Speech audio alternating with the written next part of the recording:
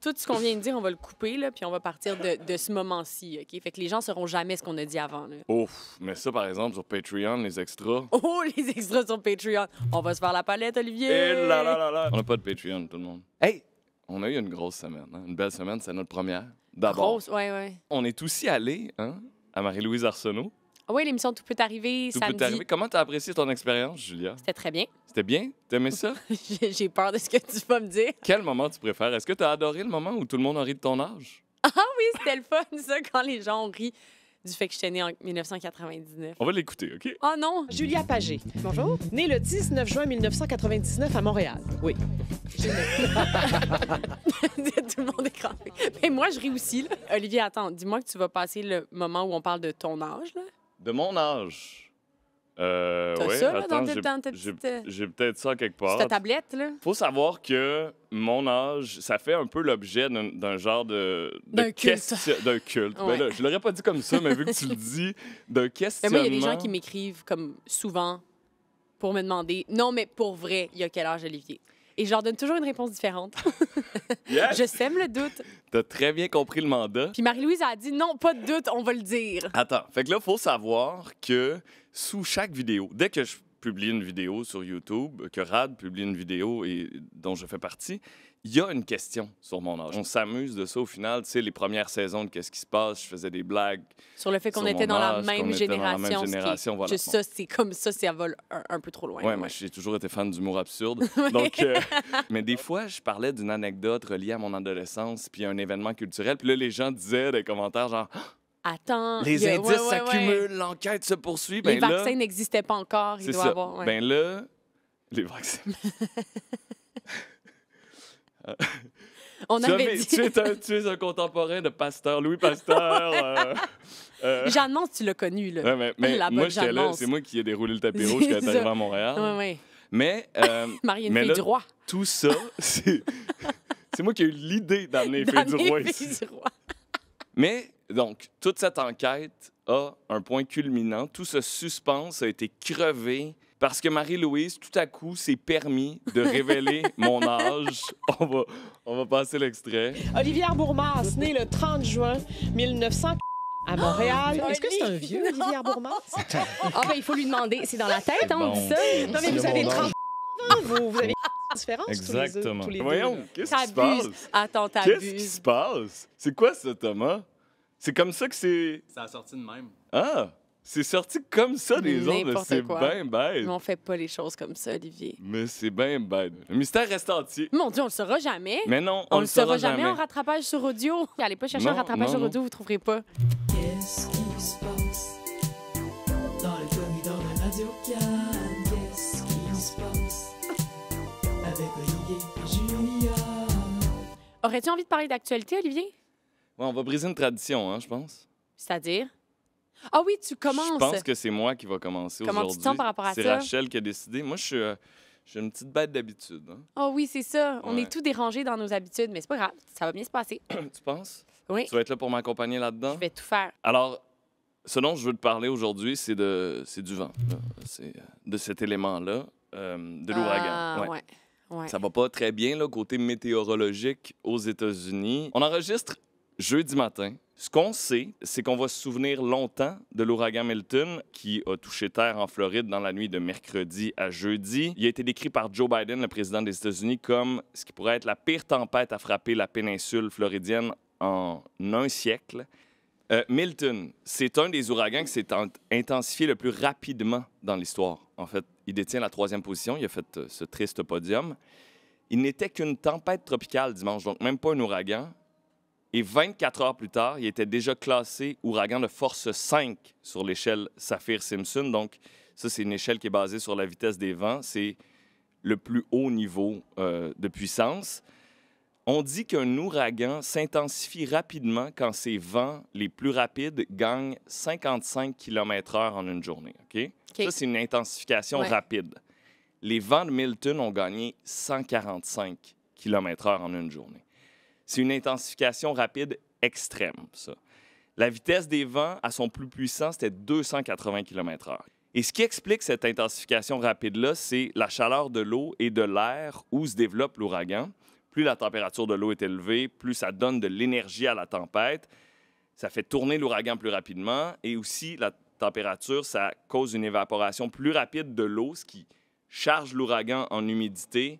Et là, l'ouragan va déverser des précipitations abondantes sur son passage. Puis la raison pour laquelle les eaux sont plus chaudes, j'imagine que c'est les changements climatiques. Ah, c'est une belle intuition, ça. Je sais pas, je l'ai eu comme ça, l'intuition, puis je te l'ai partagée. Présentement, Milton se promène par-dessus de l'eau qui est environ 2 degrés Celsius au-dessus des normales de saison. Ça peut avoir l'air Ouais. peu, sauf que c'est extraordinairement élevé. Et ça, comme tu l'as dit, ça porte la signature des changements climatiques. Il faut dire que les océans sont des puits à chaleur. Ils ont absorbé plus de 90 de la chaleur qui a été occasionnée par les gaz à effet de serre depuis les années 70. Et ça fait peur à certaines personnes, des personnes très bien informées. Je ne sais pas si tu as vu ça. Je sais ce que tu vas montrer. Le météorologue qui est... Oh. It's just an incredible, incredible, incredible hurricane. It has dropped.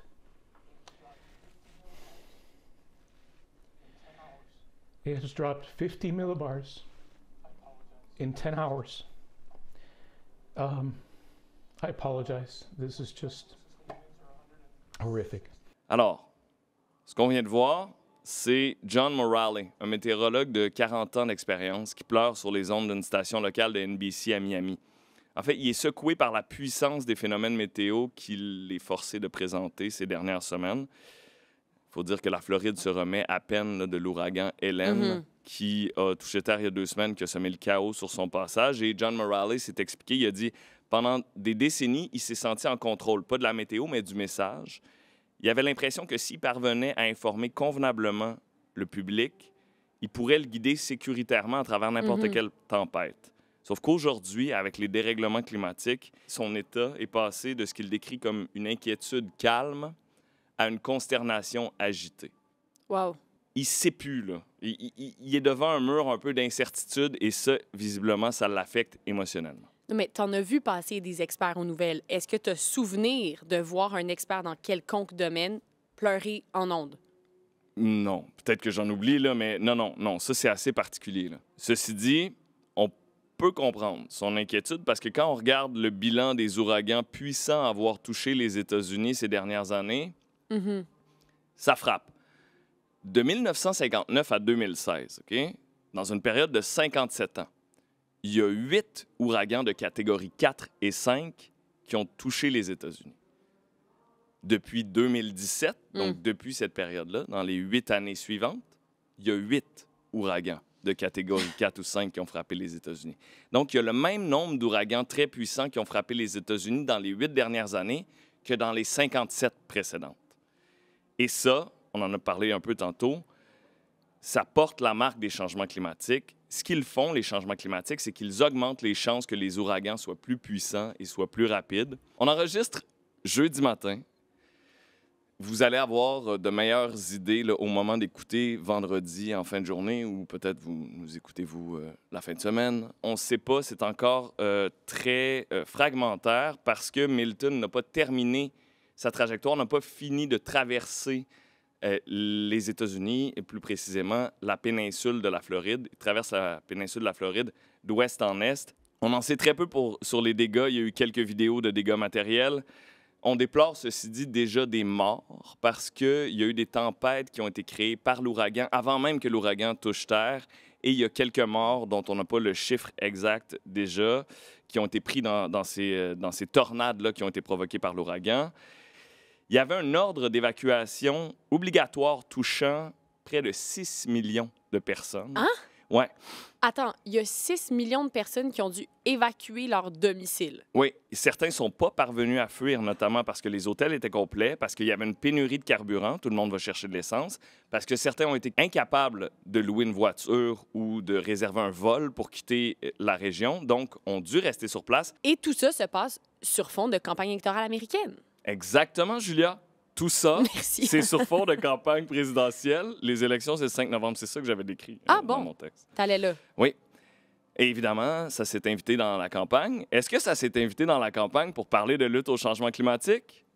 Ben, j'ai envie de dire sûrement pas. Pas vraiment. OK. Trump a profité de l'ouragan Helen pour attaquer la campagne de Kamala Harris. Il a reproché aux démocrates d'en faire trop peu, trop tard pour les sinistrés.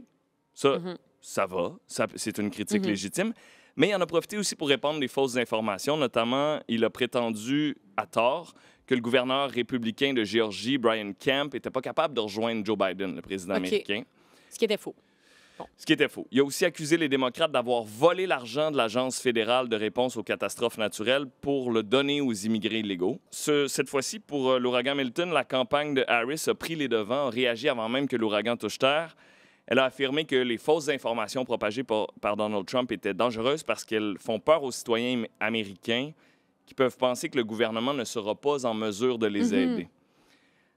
Et donc, ça a poussé, imagine-toi donc, la Maison-Blanche à ouvrir un compte sur Reddit pour combattre la désinformation. La Maison-Blanche est désormais partout sur les réseaux sociaux. Bref, Milton va avoir un impact dans la campagne présidentielle. On ne sait pas quel impact. Ça va dépendre de la gestion de crise du gouvernement en place, du président, et comment les deux campagnes vont être capables d'imposer leur message. Et j'aimerais conclure ainsi, Julia. Milton, le nom donné à l'ouragan, ça te fait penser à... Milton, Byron, Shelley et Keats.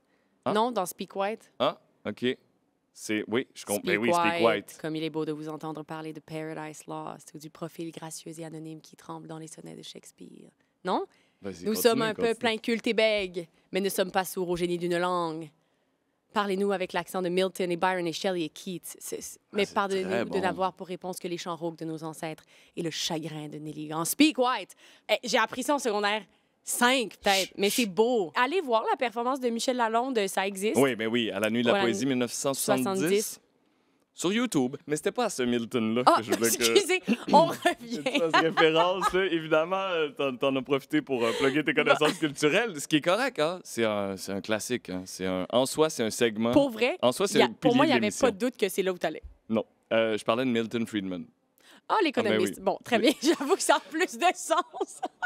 Économiste américain. C'est sûr que ça a plus de sens. Économiste américain qui, en 1970, a signé un essai dans le New York Times pour étayer sa théorie, la doctrine Friedman. The Doctrine Friedman. La Doctrine Friedman. Et qu'est-ce qu'elle soutient, la doctrine Friedman, Julia? C'est le libre marché. La seule responsabilité sociale d'une entreprise est de maximiser ses profits. Oui, c'est ça. Donc, 55 ans après la doctrine Milton-Friedman, les États-Unis doivent gérer Milton. Est-ce qu'il y a un lien à faire entre les deux, considérant que 100 compagnies sont responsables de 70 % des émissions de gaz à effet de serre? Il y a peut-être à se demander si la vision du monde partagée par Milton Friedman ne serait pas responsable, du moins en partie, de la puissance de Milton. Olivier, moi aussi, je veux te parler des États-Unis. OK, oui. On va complètement ailleurs. Là. J'ai ailleurs, envie ou on de reste te aux parler. États-Unis? Oh non, on est aux États-Unis, mais ailleurs dans le type de sujet. C'était pour moi l'événement médiatique de la semaine. Kamala Harris au balado Call Her Daddy. Ah oui, hein? Et donc, est-ce que tu vas nous parler de cette tendance qu'ont les politiciens à se tourner vers des médias alternatifs? Olivier, quoi? Tu vises dans le mille? Mais voyons mais donc, bien Julia. sûr. Ah, c'est tout toi, ça. Ah. C'est tout toi. Quand j'ai appris que Kamala Harris allait sur le balado Call Her Daddy, j'ai un peu fait le saut parce que moi, je l'ai écouté, ce balado-là, à ses débuts. Et j'aurais pas pu prédire là, qu'un politicien s'assoirait dans cette chaise-là. T'imagines ce que ça veut dire pour nous d'ici 5 ans? T'imagines qui on va avoir autour de la table d'ici 5 ans? Mais Olivier, nous, on est journalistes. Là. Elle, Alex Cooper, son balado a commencé avec Sophia Franklin, avec qui elles étaient deux.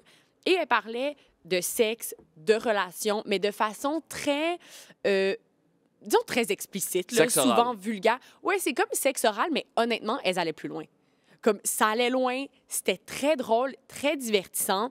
Je te fais la mini-histoire de Call Her Daddy, là, parce que je l'ai vraiment écouté à ses débuts, mais le balado a beaucoup évolué. D'accord, j'écoute. Les deux filles se sont chicanées. Oh, on n'entrera pas dans les détails de la chicane, là. C'était vraiment dramatique. Mais Sophia est partie... ouais, je sais, ça t'attriste. Est-ce qu'elle a lancé son propre balado? Sophia with an F. Call her mommy? Non, ça aurait été très bon. Call me daddy? Alex Cooper est donc restée à Call Her Daddy. Elle l'a animé seule et progressivement, le balado s'est transformé en un balado plus d'entrevues.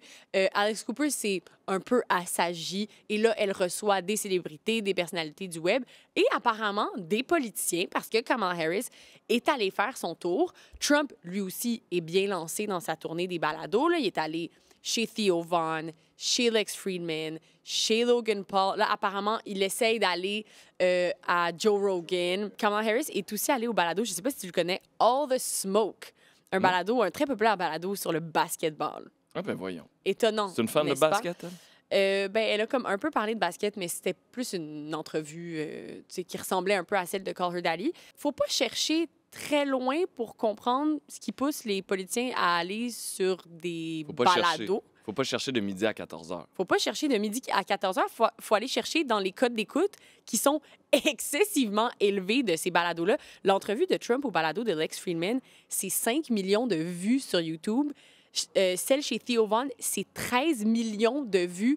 Call Her Daddy, c'était l'an dernier le 2e balado le plus écouté aux États-Unis sur Spotify, le plus écouté chez les femmes.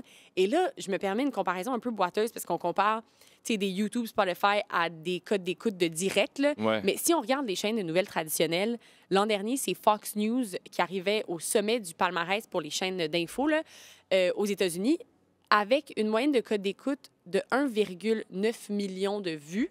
Du côté de CNN, on est plus autour de 590 000. Auditeurs, là, en direct à tout moment. C'est ça aussi la différence. C'est une moyenne. Parce que c'est différent, là. Mais une vue du balado là, ou un visionnement du balado, ça peut être 10 secondes. Mais là, dans ce 10 secondes-là, combien il y avait de personnes en même temps exactement? On est d'accord. Voilà.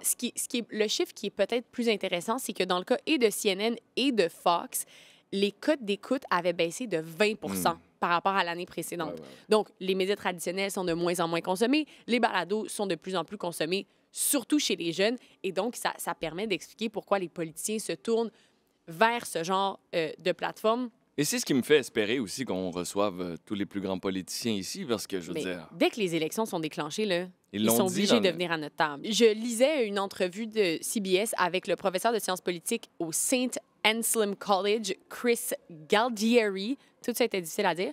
Chris t'as très bien Galdieri, réussi. merci. Ouais. Lui s'explique ça de façon très simple. Les politiciens vont là où sont les électeurs et, une coche de plus, les politiciens vont là où leurs adversaires ne sont pas allés. Ça, c'est intéressant aussi, surtout dans une élection qui est serrée, qui va se jouer beaucoup sur les électeurs indécis. C'est d'ailleurs intéressant de voir ces tendances-là parce qu'en 1992, ça avait fait un scandale que Bill Clinton est sur un talk show. Alors que maintenant, c'est vraiment pratique courante. C'était le premier président ou politicien américain en tout cas, de aller cette sur importance-là, à aller ma sur un talk connaissance. show. Il y a peut-être une autre raison là, qui pourrait expliquer que les balados soient de plus en plus populaires auprès des politiciens. Laquelle, Julia? C'est peut-être que dans la plupart des balados, les questions sont, comment dire, un peu moins difficiles là, que dans une entrevue journalistique. Le travail des journalistes, c'est de s'assurer que les politiciens détaillent leurs plans, soient transparents, rendent des comptes à la population, s'expliquent. Et ça fait souvent en sorte que c'est des entrevues pas mal plus serrées, pas mal plus tendues. Donc, on peut comprendre que c'est peut-être un peu plus difficile pour les politiciens. Ça demande plus d'efforts, puis ça peut être plus stressant et tout ça. Je ne sais pas si tu te souviens, en 2020, Trump avait trouvé... Ça fait longtemps quand même. Hein? Oui, Trump avait trouvé son entrevue à l'émission 60 Minutes de CBS tellement difficile qu'il a demandé des excuses. Il avait trouvé ça tellement difficile qu'il a donné des excuses. Toi, t'as bien fait ta job, je te demanderais de t'excuser. J'ai pas aimé ça, excuse-toi. Ouais. Et donc, il a refusé de faire 60 Minutes cette année. Donc, on s'imagine qu'il préfère sûrement aller au balado de Lex Friedman où il se fait demander, et je paraphrase, « Monsieur Trump, vous êtes un excellent négociateur. Comment allez-vous négocier un deal pour nous sortir de la guerre en Ukraine? » Et Trump de répondre, je paraphrase toujours, « Si je suis élu, un deal sera signé. » Et là, Lex Friedman demande aucune précision. Et on passe à un autre sujet. Dans le cas de Call Her Daddy, on a aussi le même genre de situation où Alex Cooper et Kamala Harris parlent d'avortement et les deux sont vraiment d'accord. Alex Cooper parle de ses actions militantes pour le mouvement pro-choix dans le cadre de son balado, tout ça. Puis elle pose pas de questions sur, par exemple, la faisabilité des promesses en matière d'accès à l'avortement de Kamala Harris ou si elle est d'accord avec les avortements de 3e trimestre, par exemple, des questions qu'un journaliste aurait sûrement posées. Donc, le candidat est en terrain très ami. Oui, puis bon, disons que les animateurs de balado n'ont pas tous la même capacité de vérifier les faits qui sont avancés par les politiciens. Ils n'ont pas nécessairement la formation journalistique ou l'expérience. Et pas la prétention de faire ça non plus. Et c'est pas ça, effectivement, qu'ils font. C'est pas ça le but. C'est pas ça le but. Tu sais, comme là, je prends l'exemple de l'entrevue avec Alex Cooper de Call Her Daddy. Tu sais, je pense qu'une des premières questions, c'est qu'est-ce que ta mère t'a enseigné? C'est quoi tes valeurs? Tu sais, c'est des questions qu'on pourrait qualifier de softball, hein, donc des questions faciles qui permettent de connaître les politiciens. Mais je lisais un article dans The Atlantic où la journaliste Helen Lewis dit qu'il n'y a rien de nouveau là-dedans. C'est un peu l'équivalent des entrevues talk-show, justement, où on n'en apprend pas nécessairement plus sur les politiques des politiciens, mais on va en apprendre plus sur leur personnalité, sur leur vie personnelle. Ça permet de les découvrir autrement. Mais là, avec les médias traditionnels qui battent de l'aile, ça soulève quand même une question qui est un peu plus sérieuse, là. Est-ce que les politiciens pourraient éventuellement se passer des entrevues journalistiques et juste faire des entrevues plus légères sans que ça ait un impact nécessairement négatif sur leur campagne? Puis après ça, évidemment, toutes les autres questions qui viennent du genre quel impact cela pourrait avoir sur la démocratie, sur la transparence des politiciens, sur l'accès du public à l'information. Tu sais, si tu prends l'entrevue 60 Minutes de CBS avec Kamala Harris et si tu prends Call Her Daddy, la quantité d'informations pertinentes pour que les électeurs fassent un choix est complètement différente. Ça ne veut pas dire que l'un devrait exister et pas l'autre, tout ça, mais il faut comprendre aussi pourquoi les entrevues journalistiques ont leur pertinence et leur importance. Puis entendons-nous bien, là, demander à un candidat d'où il vient et ce que sa mère lui a appris, ça peut être très intéressant et très pertinent dans l'optique de connaître pour qui on va voter. C'est juste qu'il faut que ça soit accompagné de questions concrètes, de moments où on talonne le politicien, où on le force à exposer clairement son plan, où on le met face à ses contradictions. Et c'est cet équilibre-là qui peut rendre une entrevue de balado à la fois intéressante, mais aussi utile. Oui, puis tout ça m'a fait penser quand Kamala Harris a repris le flambeau de Joe Biden puis qu'elle n'accordait pas encore d'entrevue. Il y a des journalistes qui se sont prononcés là-dessus, puis il y a Caitlin Collins de CNN, journaliste à CNN, qui a dit à ce sujet en entrevue, j'ai trouvé ça vraiment intéressant, elle a dit, je traduis là, je pense que Kamala Harris devrait parler aux journalistes. Quiconque souhaite avoir accès au code nucléaire devrait être prêt à s'asseoir et à répondre à des questions. Là, on parle des codes nucléaires, mais ça peut être quiconque a accès à un tel budget, quiconque a accès à des décisions si délicates. Quiconque dirige la nation la plus puissante au monde. Mais ça pourrait être, on pourrait appliquer ça à des politiciens municipaux. Tu sais, comme chacun à son échelle. C'est juste qu'on a peut-être, je dis peut-être, passé l'époque où les politiciens étaient obligés d'aller vers les médias traditionnels s'ils voulaient qu'on entende parler d'eux. Ouais. Il y a des parallèles à faire avec les célébrités qui n'ont plus besoin nécessairement des magazines à potins puis qui peuvent juste faire leur promotion sur leurs réseaux sociaux. On est dans une période de grands changements médiatiques, Olivier, et nous, on essaie de suivre. Voilà. Mais ça va vite. Quoi d'autre, Olivier? Tu as un autre sujet pour moi. Julia, tu sais ce qui s'est passé cette semaine? Ben là, il y a bien des affaires. Là. Oui, non, mais la chose la plus importante? Je sais pas. C'était... Vas-tu me parler de hockey? Le début de la saison de la Ligue nationale. Oh non! Je disais ça, genre, avec désespoir, vas-tu me parler de hockey? Yeah! Et devant moi... Alors, parce que tu sais, hein, Julia, moi, mon objectif ultime dans la vie, c'est de participer au balado Tellement Hockey sur les ondes de Radio-Canada, en fait, qui est présenté sur l'application Audio, qui est l'œuvre de nos collègues du département des sports. C'est mon objectif de carrière, mon objectif de vie. Alors, considérez ceci... Oh, je m'en vais reprendre, je suis tellement nerveux. Alors, les boys, considérez ceci comme mon audition officielle. Yes. Je te le souhaite, Olivier, là. C'est un segment basé sur des prédictions qui commence par... Quiz qui se passe. Quiz qui se passe. Un quiz qui se passe! Un quiz! Tu vas adorer ça, Julien. J'adore les quiz, mais seulement quand c'est sur des sujets que je maîtrise et que j'ai les bonnes réponses. À propos desquels tu es intéressé. Ah, tout à fait. Tu pourrais être surprise. Alors, Julia, qu'est-ce qui a le plus de chances de se produire cette saison? Est-ce A, le Canadien de Montréal fera des séries? Est-ce B, les Oilers d'Edmonton gagneront la Coupe Stanley, devenant ainsi la première équipe canadienne à remporter les grands honneurs depuis le Canadien de 1993, une époque où tu n'étais pas né, Julia? Ou est-ce C, une première femme deviendra entraîneur dans la Ligue nationale? Vois-tu, Olivier, je sais c'est quoi la réponse, là, parce que moi, je suis pas les nouvelles de hockey, mais je suis les nouvelles de femmes.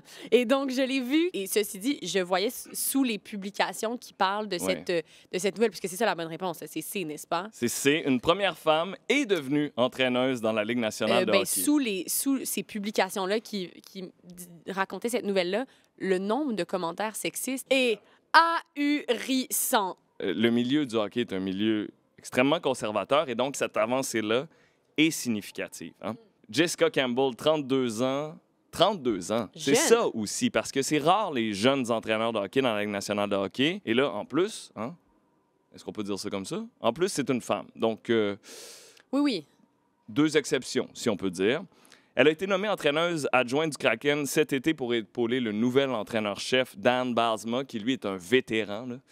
Il a gagné la Coupe Stanley avec les Penguins de Pittsburgh en 2009, mais aussi, visiblement, c'est quelqu'un d'assez ouvert à la nouveauté dans un milieu extrêmement conservateur. Bon, c'est lui qui a embauché Jessica Campbell il y a 2 ans avec le club-école du Kraken, les Firebirds de Coachella Valley. Alors, elle a fait 2 saisons avec lui derrière le banc du club-école, bon, l'équipe de la Ligue américaine avec lui. Et là, quand il a été promu avec le grand club, il l'a amené avec lui. Elle, c'est une ancienne joueuse de hockey. Elle a porté les couleurs du Canada sur la scène internationale, notamment. Elle a gagné l'argent au championnat du monde en 2015, parmi autres accomplissements. Elle a été entraîneur de patinage de puissance, de power skating. Elle a eu des clients qui venaient de la Ligue nationale de hockey. Souvent, les gars de la Ligue nationale de hockey, l'été, vont travailler sur certaines de leurs faiblesses, notamment le patinage. Et vraiment, le Kraken est à l'avant-garde du mouvement d'embauche des femmes dans le hockey. Très tôt dans leur histoire, ils ont nommé Alexandra Mandryki au poste de directrice de l'administration du hockey. Elle a depuis été promue comme directrice générale adjointe.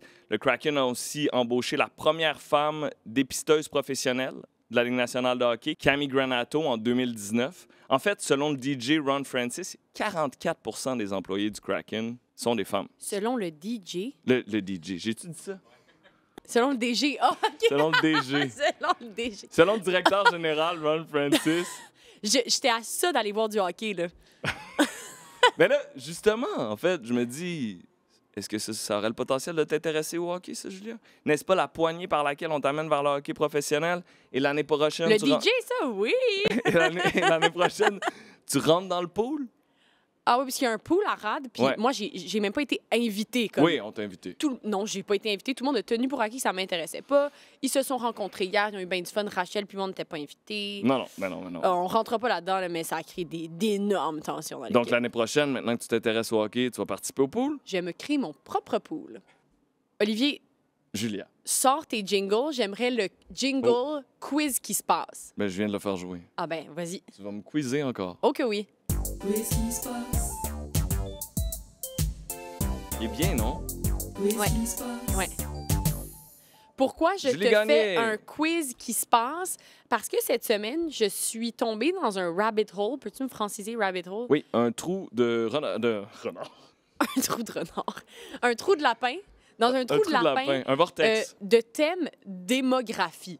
OK? Et là, j'avais tellement de nouvelles desquelles j'avais envie de te parler que j'ai dit, je ne choisis pas et je fais un quiz qui se passe. Es-tu prêt, Olivier? Je suis 100% prêt à montrer à tout le monde à quel point la démographie, c'est ma passion. Et la mienne aussi, ça tombe bien. Première question, Olivier, au Québec.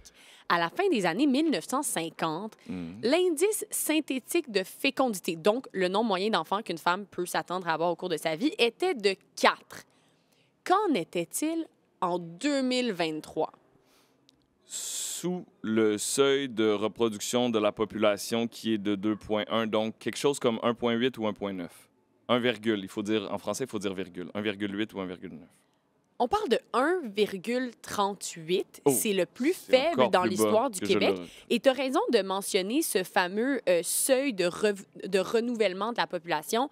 Dans les pays développés, 2,1 enfants par femme, c'est le chiffre idéal pour que la population soit en équilibre. Donc, qu'elle se renouvelle. Qu'elle se renouvelle. Là, tu te doutes des raisons pour lesquelles les gens ont moins d'enfants qu'en 1950. D'une part, les curés ne cognent pas à la porte pour encourager les femmes. Il y a aussi le contexte économique en ce moment qui est, selon certains, moins favorable. À l'époque, avec un salaire, on pouvait avoir une famille de 6 enfants. Difficulté d'avoir un équilibre travail-famille qui pousse les gens à avoir pas ou un enfant à la place de 2, qui était avant peut-être un peu plus la norme. Il y a aussi l'anxiété liée à la crise climatique. Bref, plusieurs facteurs qui font en sorte que ça chute. On apprenait d'ailleurs cette semaine que l'Institut de la statistique du Québec prévoyait qu'à compter de 2027, le Québec allait enregistrer plus de décès que de naissances. Comment on fait alors pour garder une population équilibrée en termes de jeunes versus vieux pour que le fardeau fiscal soit, entre autres, bien réparti? On clone. L'immigration. Deuxième question, Olivier. Où trouve-t-on le taux de fécondité le plus bas au monde? Il est de 0,8 enfants par femme. Ça, c'est les chiffres de 2023. Au Japon? C'est pas au Japon, mais c'est en Asie. C'est à Hong Kong, région administrative spéciale de la Chine. C'est attribuable à certains des mêmes facteurs qu'ailleurs. Dans un article du Monde, on parle de stress ambiant, très joyeux tout ça, angoisse face à l'avenir, toujours très joyeux, allongement des études, mariage moins nombreux et plus tardif, augmentation du divorce. Mais s'ajoute à cela un autre facteur, le manque d'intimité. Les enfants habitent très longtemps chez leurs parents pour des raisons traditionnelles et des raisons économiques. Ouais. Et l'activité sexuelle des Hongkongais a chuté de 25 % en 10 ans. Dans les dernières années, il y a aussi eu une vague d'émigration de jeunes familles parce qu'il y a des nouvelles lois qui réduisent les libertés fondamentales. Ça s'appelle la loi de sécurité nationale. Donc ça, c'est un autre enjeu. Puis c'est intéressant de se pencher sur la situation de la Chine. En général, là, on comprend bien que Hong Kong, c'est pas la Chine, c'est une région administrative spéciale. Ils ont leurs propres règles. Mais en Chine, c'est intéressant parce que la Chine a fait un véritable 180 degrés en quelques décennies. À la fin des années 70, la Chine instaure la fameuse politique de l'enfant unique. Donc, il restreint le nombre de natalité. Les femmes ne peuvent avoir qu'un enfant parce que sa population grandit trop vite pour le nombre de ressources, tout simplement. Mais aujourd'hui, la Chine a le problème inverse. La politique de l'enfant unique a été abolie en 2021, mais le taux de natalité est resté très bas. En 2022, on parlait de 1,05 enfants par femme et ça pèse énormément sur l'économie, au point qu'il y a un article dans le New York Times cette semaine, très intéressant, qui racontait que le gouvernement avait des techniques de plus en plus invasives pour encourager les femmes à avoir des enfants. Dans le nord-est de la Chine, il y a des employés du gouvernement qui font carrément du porte-à-porte, qui appellent les femmes, genre, c'est pour bientôt. Avez-vous une relation sexuelle hier? Pas loin, OK? Parce que vous me semblez être dans votre période d'ovulation. Ce serait un bon moment? Mais pour vrai, c'est pas loin de ça. Puis la Chine est un pays aussi qui se modernise et donc les femmes ont d'autres envies. Puis il y a tous les enjeux que j'ai nommés plus tôt. Donc ça, c'est la situation de la Chine. N'est-ce pas fascinant? Complètement fascinant. Voudrais-tu une troisième question de quiz? S'il te plaît. Il y a un pays qui est pas trop loin de la Chine qui a le problème inverse. La population croît trop rapidement. Croît comme dans... Non, c'est pas l'Inde. Croît comme dans croissance, pas croît comme dans croyance. Le Bangladesh. Et ça crée des problèmes. De quel pays s'agit-il? Veux-tu que je te donne des indices? Oui, s'il te plaît. C'est le pays où on trouve la deuxième plus haute montagne du monde, le K2. C'est aussi le lieu de naissance de Malala Yousafzai, je pense que je prononce mal, la plus jeune personne à avoir remporté le prix Nobel. Elle se battait pour l'éducation des femmes. C'est le Népal? C'est pas le Népal. Sa capitale, c'est Islamabad. Ah, c'est le Pakistan. C'est le Pakistan. Au Pakistan, Olivier, ça fait 60 ans. Je savais pas que le K2 était au Pakistan. Ben, je te l'apprends. J'aurais dû cliquer avec Malala. Vois comme on apprend des choses? Oui, j'adore. Au Pakistan, ça fait plus de 60 ans qu'on essaye de stopper la surpopulation parce qu'il manque de ressources, l'endettement est en hausse, ça freine le développement du pays et ça ne fonctionne pas. La population explose d'année en année. On s'attend à ce qu'elle double d'ici 2100. Aujourd'hui, le taux de fécondité est de 3,6 enfants par femme, ce qui défie quand même les tendances de la région et du monde. C'est énorme, mais quand tu y penses, on était à 4 enfants par femme à la fin des années 50 au Québec. Complètement. Qu'est-ce qui fait qu'au Pakistan, c'est différent et que le gouvernement, les techniques, en tout cas que le gouvernement a essayé d'adopter, qui sont surtout des techniques qui visent la contraception, n'ont pas fonctionné? Pourquoi? Parce que plusieurs familles pauvres comptent sur les enfants pour travailler et pour ramener de l'argent à la maison. C'est une des raisons qui justifie qu'ils aient plus d'enfants. Ça fait aussi en sorte qu'il y a beaucoup d'enfants au Pakistan qui travaillent et qu'au niveau de la scolarisation des enfants, ça rend les choses un peu compliquées. Deuxième chose, rapidement, c'est les stéréotypes sexistes qui font en sorte que les femmes au Pakistan sont extrêmement valorisées par le fait d'avoir des enfants, même dans certaines zones rurales. Plus tu as d'enfants, plus tu as de terre, plus tu as de biens, et donc plus tu as d'influence dans la communauté. Ça nous rappelle que, Olivier, la démographie, c'est une question économique, c'est une question sociale, mais c'est aussi une question culturelle. Et là, comme on n'a pas le temps de parler de l'Afrique, là, mais démographiquement, l'Afrique, c'est certainement un des continents les plus intéressants à observer. C'est le berceau du monde, hein, Olivier, qui porte bien son nom, si tu me le permets, parce que les naissances sont en hausse considérable depuis plusieurs années. Selon les Nations unies, plus de la moitié de la croissance démographique dans le monde d'ici 2050 aura lieu en Afrique. Puis il y a certains pays d'Afrique, surtout subsaharienne, là, où le taux de fécondité dépasse les 6 enfants par femme. Tu sais, c'est comme... On est ailleurs. Une grande table entourée d'enfants. Oh, cette formidable chanson. Olivier, je suis contente qu'on termine sur cette note-là. Ouais, non, peut-être pas. Peut-être ça va être coupé, ça aussi. Oh, je penserais pas. OK. C'était super. Je te remercie pour le quiz. Ça me fait vraiment bien. plaisir, C'était fort Olivier. intéressant. On se retrouve bien sûr la semaine prochaine. Oh oui, oh oui. Oh même oui, heure, même tu y poste. seras, Olivier. Sur audio, sur YouTube, j'y serai avec autant de bonheur, autant de plaisir. On a eu du fun en matin. Et qu'on a eu du fun. Hey. Puis tu sais ce qui est le fun? Ça recommence la semaine prochaine. Ah, quel plaisir! Ah, t'es loin. Quel bonheur. Dis-moi qu'est-ce qui se passe, dis-moi qu'est-ce qui se passe. Oh, c'est pas bon. On va la... Au complet? Ouais. OK. Oh! Bon clap. Oh.